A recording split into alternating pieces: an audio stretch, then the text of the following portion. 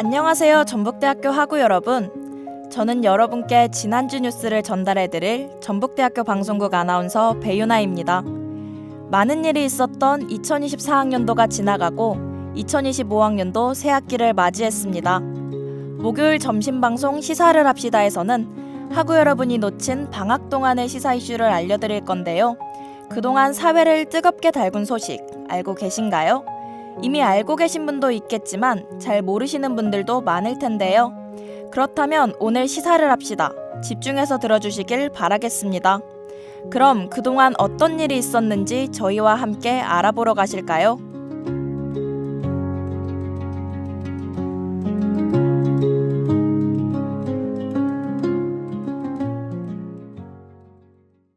하얀 꽃이 피는 겨울이 지나고 알록달록한 꽃이 피는 봄이 찾아왔습니다. 이번 겨울은 유난히도 추웠는데요. 추운 시기를 지나 따뜻한 봄이 다가온 것처럼 저희 방송도 따스한 봄처럼 여러분에게 다가가 그동안의 뉴스를 전해드리려고 합니다. 문화부터 스포츠, 경제, 정치, 사건, 사고까지 총 5개의 분야를 소개해드릴 건데요.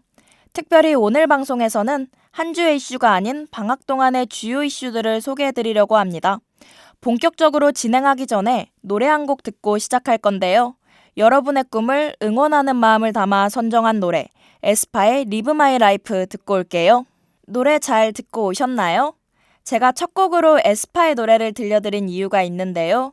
바로 처음에 소개해드릴 분야가 문화이기 때문입니다. 다들 1월에 진행한 골든디스크 어워즈, 누가 대상을 받았는지 알고 계시나요? 골든디스크 어워즈는 음반과 디지털 음원 두 분야의 대상이 있는데요. 음반 부문은 세븐틴이, 디지털 음원 부문은 에스파가 차지했습니다.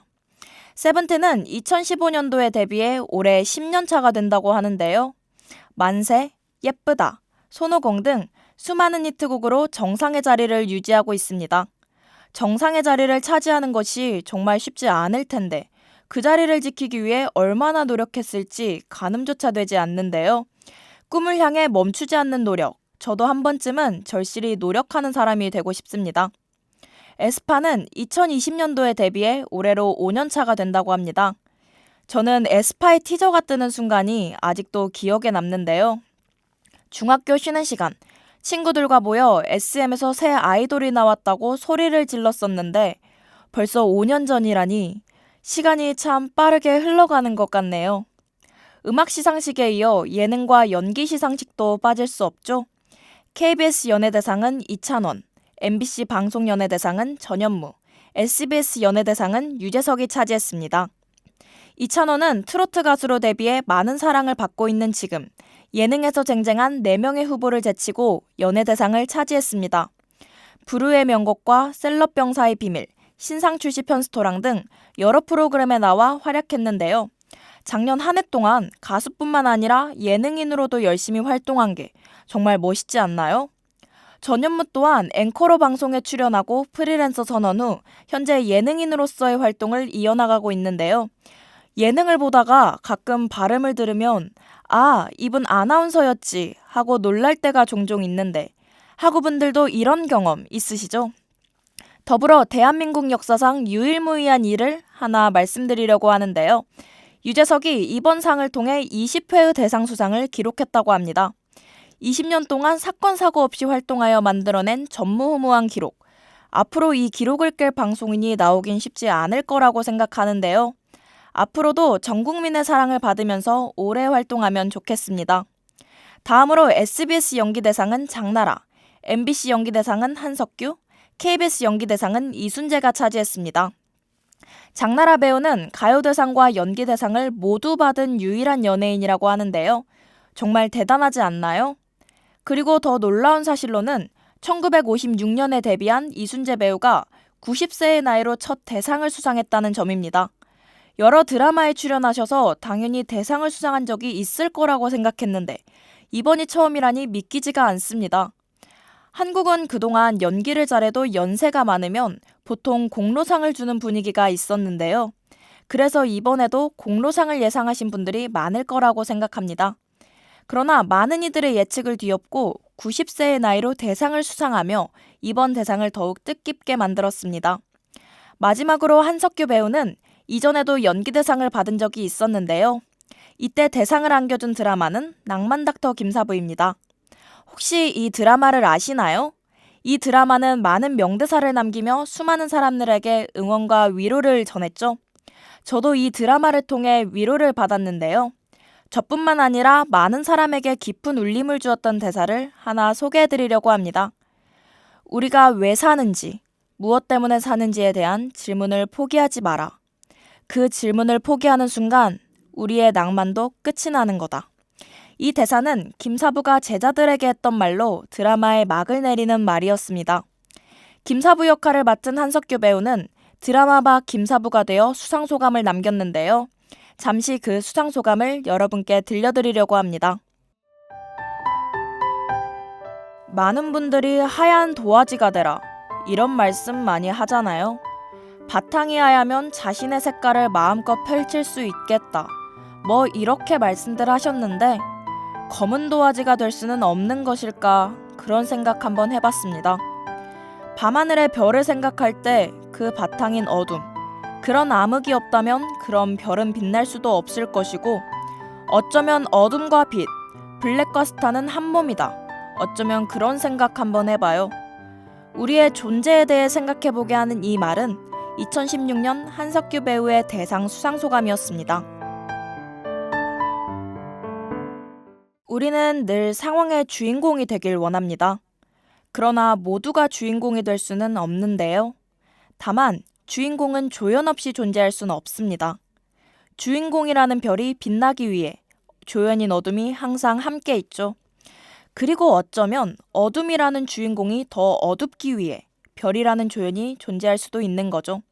이를 통해 알 수 있는 것은 내가 나를 어떻게 바라보고 어떻게 존재하는지에 따라 인생의 조연이 될 수도 주인공이 될 수도 있다는 것입니다.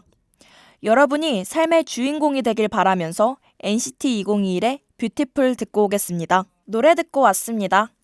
하구 여러분은 하얼빈 아시안게임 보셨나요? 저는 이 선수 덕분에 정말 재밌게 볼 수 있었습니다. 이 선수의 이름은 바로 김길리 선수인데요.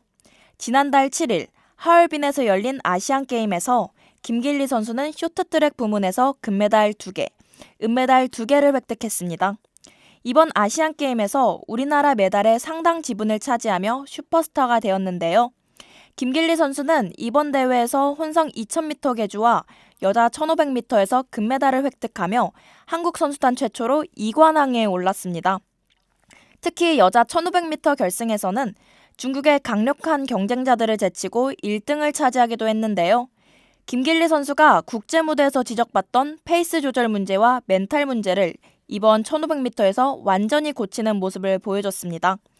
천부적인 재능과 그 재능을 뒷받침하는 노력 덕분에 이런 약점은 빠르게 고칠 수 있었던 것 같습니다. 김길리 선수의 경기를 보면서 이렇게 빠른 사람은 손에 꼽을 정도라고 생각했거든요. 2004년생인 김길리 선수는 성남시청 소속으로 지난 국제무대에서 5관왕에 오르는 등 꾸준히 두각을 나타내고 있습니다. 이번 대회에도 5관왕을 목표로 도전했지만 아쉽게도 여자 500m에서는 은메달에 그쳤는데요. 비록 5관왕에는 실패했지만 은메달을 획득한 것만으로도 박수받아 마땅하다고 생각합니다. 아직 어린 나이의 선수가 두각을 나타내어 우리나라를 빛내는 모습은 너무 아름답습니다. 하지만 너무 높아진 기대치 때문에 부담감을 느끼며 자신의 기량을 다 펼치지 못하는 선수들의 모습을 보면 마음이 아픈데요. 김길리 선수의 다음 대회 활약을 응원하며 노래 듣고 올게요. 노래 잘 듣고 오셨나요? 요즘 2030 세대의 저축 방법은 저금보다 주식이 대세입니다. 금융자산 중 투자자산의 비율이 20%가 넘을 정도로 주식은 하나의 트렌드가 되었는데요. 저도 주식을 하는 사람으로서 여러분에게 제가 알고 있는 정보를 나누려고 합니다. 요즘 주식시장에서 뜨거운 감자인 미국의 관세 정책에 대해 알려드리겠습니다.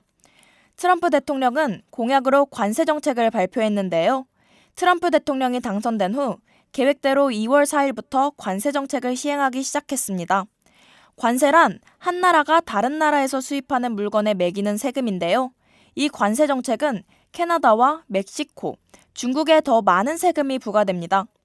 캐나다와 멕시코에는 25%의 관세가 부과되고 중국은 10%의 관세가 부과되는데요. 이러한 조치는 미국의 불법 이민 문제와 불법 의약품 문제를 해결하기 위한 압박 수단으로 사용되고 있습니다. 이것이 주식에 어떤 영향을 미칠까요?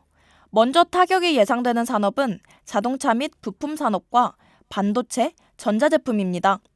자동차 제조업체들은 수입 부품의 비용 증가로 인해 생산비 상승이 불가피한데요. 일본, 한국, 유럽 등의 자동차 제조업체들은 관세 정책으로 인한 손해를 줄이기 위해 미국 내 공장 확대로 대응할 가능성이 크기 때문입니다. 미국 반도체 기업들은 공급망 조정이 필요할 것으로 예상되며 애플과 같은 글로벌 기업들은 중국 생산 의존도가 높아 원가 상승 압박을 받을 가능성이 있습니다. 다음으로 수혜가 예상되는 산업은 건설 및 제조업과 철강 산업, 그리고 소비재와 유통업이 있는데요. 미국 내 인프라 투자 증가로 인해 캐터필러와 같은 건설 장비 기업들이 수혜를 입을 가능성이 높습니다. 철강 산업은 수입 철강 가격 상승으로 인해 미국 내 철강 제조업체들이 가격 경쟁력을 확보할 수 있는데요.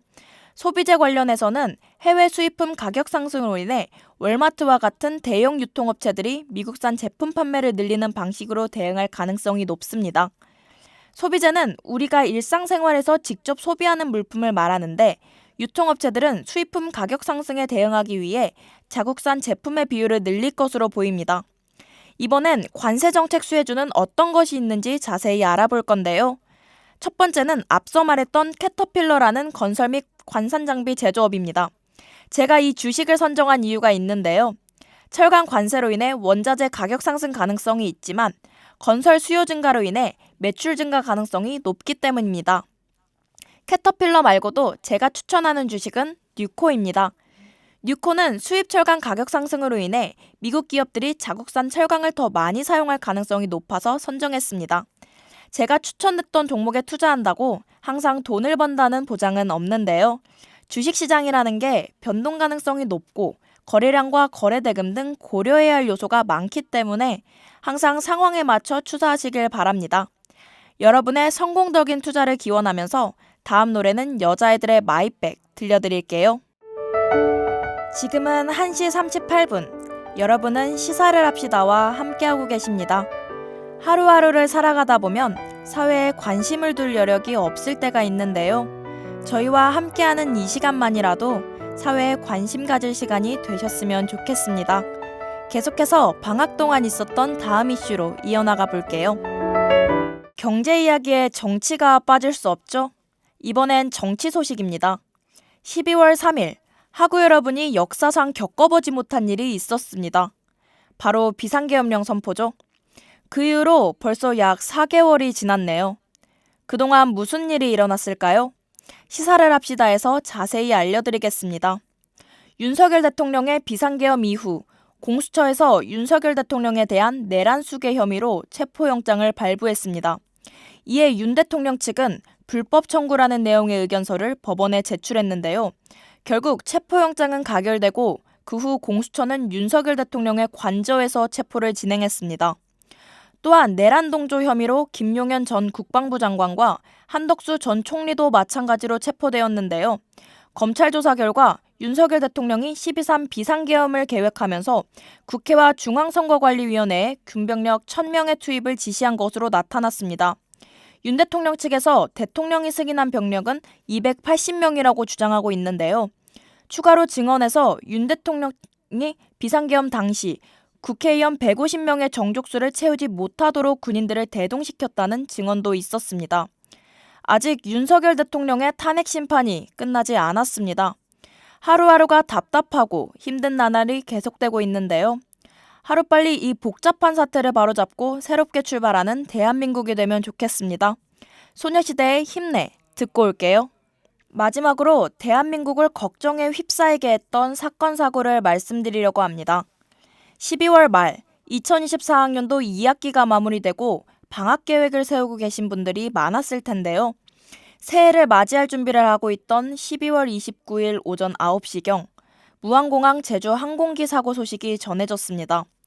현재까지도 사고가 난 경위를 조사 중에 있으며 착륙을 위해 내려야 할 랜딩 기어를 내리지 못해 동체 착륙을 시도하던 중 활주로를 벗어나 발생한 항공사고로 보고 있습니다.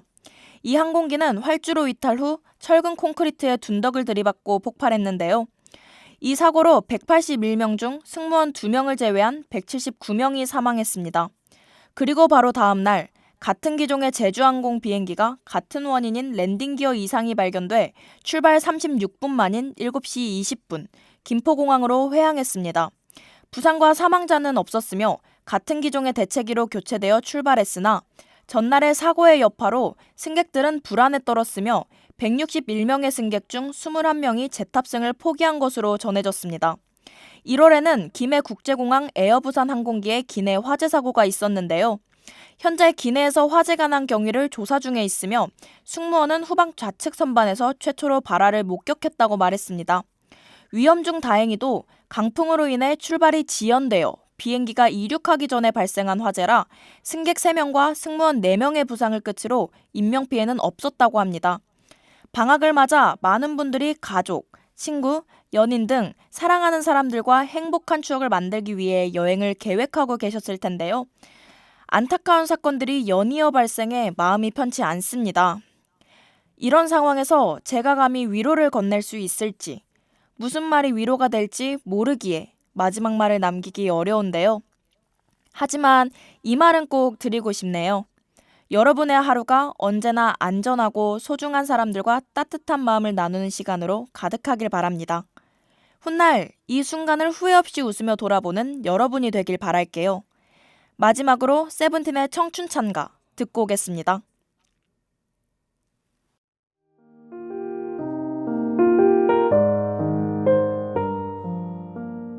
마지막 노래까지 잘 듣고 오셨나요? 어느덧 점심시간도 끝나가고 있습니다.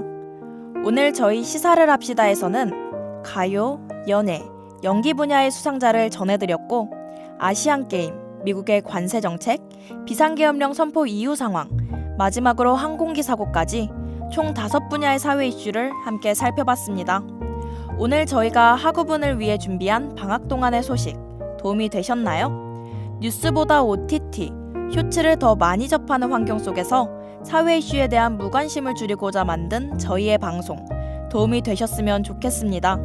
시사를 합시다는 다음 주 이 시간에도 여러분이 놓친 사회 이슈를 전달해 드릴게요. 마지막으로 전북대학교 방송국에서 59기 수습국원을 모집하고 있습니다.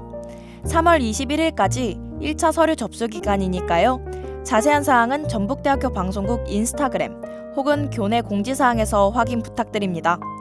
지금까지 제작과 연출의 배유나 임채민, 기술의 최위서, 모니터 박지수, 진행의 저는 배유나였습니다. 감사합니다.